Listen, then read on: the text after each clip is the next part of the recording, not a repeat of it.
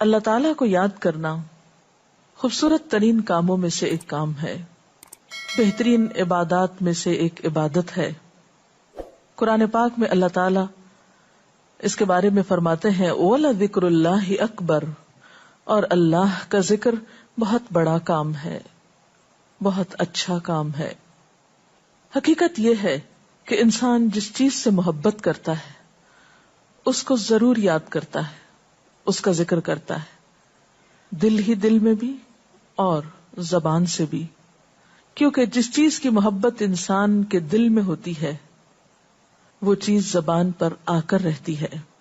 یہ ہو نہیں سکتا کہ ہم اللہ تعالیٰ سے محبت کرتے ہوں، دل میں اس کو یاد کرتے ہوں، پھر زبان سے اس کا ذکر کرنا بھول جائیں۔ ذکر الہی تو بندہ مومن کی زندگی میں غیر محسوس طریقے سے شامل ہو جاتا ہے، اس کی اس طرح عادت ہو جاتی ہے کہ انسان اٹھتے بیٹھتے چلتے پھرتے تنہائی میں سب کے بیچ میں بیٹھ کر اپنے رب کو یاد کرتا رہتا ہے، دل ہی دل میں یا زیر لب وہ اپنے رب کو کسی حال میں بھی نہیں بھولتا۔ اور بھولے بھی کیوں؟ اس لیے کہ اس کی ذات پر رب کے احسانات ہر ایک سے بڑھ کر ہیں، اس کی نگاہیں ہر طرف رب کے کمالات دیکھتی ہیں، وہ ہر طرف رب کی نعمتوں کو دیکھ کر سرشار ہوتا رہتا ہے۔ وہ جس طرف بھی نظر اٹھاتا ہے وہیں اس کو رب کی قدرت اور تخلیق نظر آتی ہے، اپنے سامنے، دائیں بائیں، اوپر نیچے، ہر طرف زمین آسمان، جو کچھ بھی بنا ہوا ہے، جو کچھ بھی پھیلا ہوا ہے، وہ سب اس کے رب کا بنایا ہوا ہے۔ پھر وہ اس رب کو کیسے بھلا سکتا ہے؟ قرآن پاک میں اہل ایمان کو ذکر کرنے کی تلقین کی گئی ہے۔ اللہ سبحانہ و تعالیٰ فرماتے ہیں فَاذْكُرُونِي أَذْكُرْكُمْ، تم مجھے یاد کرو، تم میرا ذکر کرو، میں تمہیں یاد کروں گا۔ ایک اور جگہ پر فرمایا وَاذْكُرْ رَبَّكَ فِي نَفْسِكَ تَضَرُّعًا وَخِيفَةً وَدُونَ الْجَهْرِ مِنَ الْقَوْلِ بِالْغُدُوِّ وَالْآصَالِ وَلَا تَكُن مِّنَ الْغَافِلِينَ، اور اپنے پروردگار کو دل ہی دل میں عاجزی اور خوف کے ساتھ اور آہستہ آواز سے صبح و شام یاد کرتے رہو، اور دیکھنا غافل نہ ہونا، یعنی رب کی یاد سے کبھی بھی غفلت اختیار نہ کرنا۔ ایک اور جگہ پر فرمایا وَاذْكُرُوا اللَّهَ كَثِيرًا لَعَلَّكُمْ تُفْلِحُونَ، اور اللہ کا ذکر کرو کثرت کے ساتھ، بہت زیادہ۔ کیوں؟ لَعَلَّكُمْ تُفْلِحُونَ، تاکہ تم فلاح پاؤ، کامیاب ہو جاؤ۔ اس سے پتہ چلتا ہے کہ اللہ تعالیٰ کو یاد کرنا کامیابی کی علامت ہے، اللہ کے ذکر میں کامیابی کی ضمانت ہے۔ مومن مردوں اور عورتوں کی صفت قرآن پاک میں یہی بیان کی گئی ہے کہ وہ بہت زیادہ اللہ کا ذکر کرنے والے ہوتے ہیں۔ سورۃ الاحزاب میں آتا ہے وَالذَّاكِرِينَ اللَّهَ كَثِيرًا وَالذَّاكِرَاتِ، اور اللہ کا ذکر کرنے والے مرد اور اللہ کا ذکر کرنے والی عورتیں جو کثرت سے اللہ کا ذکر کرتی ہیں۔ کثیرن اعد اللہ لہم مغفرۃ واجرا عظیما، اللہ نے ان کے لیے بخشش اور بہت بڑے اجر کا وعدہ کر رکھا ہے۔ اور پھر یہ کہ ذکر کرنے کے لیے کوئی خاص وقت مقرر نہیں، انسان ہر حال میں ذکر کر سکتا ہے، ہر وقت میں ذکر کر سکتا ہے۔ نبی صلی اللہ علیہ وسلم کے بارے میں آتا ہے کان یذکر اللہ فی کل احیانہ، آپ ہر وقت میں، یعنی ہر قسم کے وقت میں، دن میں یا رات میں، صبح میں یا شام میں اللہ کا ذکر کیا کرتے تھے۔ حدیث پاک میں آتا ہے، حضرت ابو موسیٰ اشعری سے روایت ہے مثل الذی یذکر ربہ والذی لا یذکرہ مثل الحی والمیت، رواہ البخاری۔ آپ صلی اللہ علیہ وسلم نے فرمایا اس شخص کی مثال جو اپنے رب کا ذکر کرتا ہے زندہ انسان کی طرح ہے، اور اس کی مثال جو اپنے رب کا ذکر نہیں کرتا مردہ شخص کی طرح ہے۔ گویا ذکر کرنے والا اور نہ کرنے والا، ان دونوں کے درمیان اتنا ہی فرق ہے جتنا ایک زندہ اور مردہ انسان میں فرق ہوتا ہے۔ اور یہ فرق کتنا بڑا ہے، یعنی انسان تو وہی ہوتا ہے لیکن زندہ انسان میں اور مردہ انسان میں زندگی اور موت کا فرق ہے۔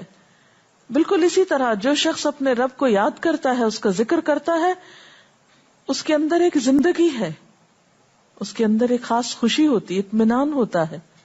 اور وہ جو نہیں کرتا اس کا دل مردہ ہوتا ہے، اس کے اندر زندگی کی کوئی امنگ نہیں ہوتی.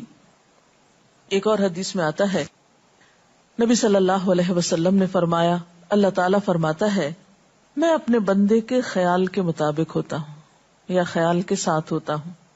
جو خیال وہ میرے بارے میں رکھتا ہے میں اسی کے مطابق اس کے ساتھ معاملہ کرتا ہوں، اور میں اس کے ساتھ ہوتا ہوں جب وہ مجھے یاد کرتا ہے.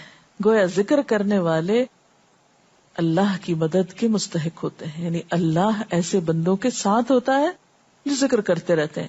اگر وہ مجھ کو اپنے دل میں یاد کرتا ہے تو میں بھی اس کو اپنے دل میں یاد کرتا ہوں، اور اگر وہ مجھے کسی جماعت میں بیٹھ کے یعنی کسی گروپ میں یعنی پبلک میں بیٹھ کے یاد کرتا ہے تو میں اس کو اس سے بہتر جماعت میں یاد کرتا ہوں، یعنی فرشتوں کی جماعت میں یاد کرتا ہوں. تو گویا فاذکرونی اذکرکم، تم مجھے یاد رکھو میں تمہیں یاد رکھوں گا. تو جو شخص بھی یہ چاہتا ہو کہ اللہ تعالیٰ اس کو یاد رکھے، اس کی مشکل میں اس کی مدد کرے، تو اس کے لیے کیا ضروری ہے کہ پھر وہ ذکر کرتا رہے. اور ذکر تمام عبادات کو خوبصورت بناتا ہے. مثلا روزہ رکھنا ایک عبادت ہے، لیکن جس روزے میں ذکر الہی ہو اس کا اجر و ثواب کئی گنا بڑھ جائے گا. حج ایک عبادت ہے بذات خود، حج کا سفر ایک عبادت ہے، لیکن اس سفر میں انسان اگر ذکر الہی کرتا رہے تو اسی حج کا ثواب کئی گنا بڑھ جائے گا. اور نماز تو سراسر ہے ہی اللہ کی یاد کا نام. اقم الصلاۃ لذکری، نماز قائم کرو میری یاد کے لیے. اللہ کے ذکر کا بہترین طریقہ ہے.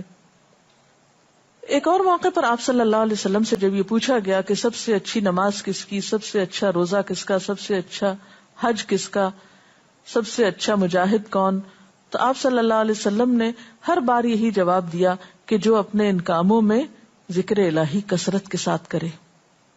اور ذکر کرنے والے ہر میدان میں آگے نکل جاتے ہیں.